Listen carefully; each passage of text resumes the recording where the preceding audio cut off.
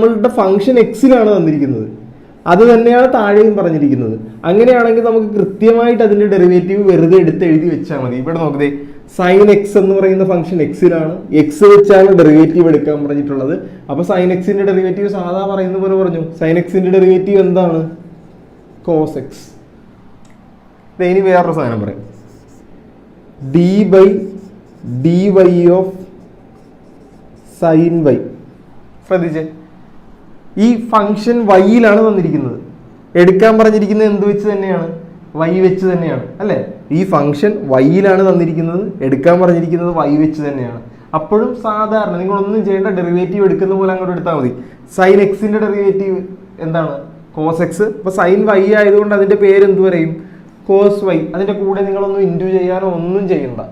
ഇത് രണ്ടും സെയിം ആണെങ്കിൽ ഒന്നും ഇൻറ്റു ചെയ്യേണ്ട, വെറുതെ ഡെറിവേറ്റീവ് ആ ലെറ്ററിൽ അങ്ങോട്ട് എടുത്ത് വെച്ചാൽ മതി. വേറെ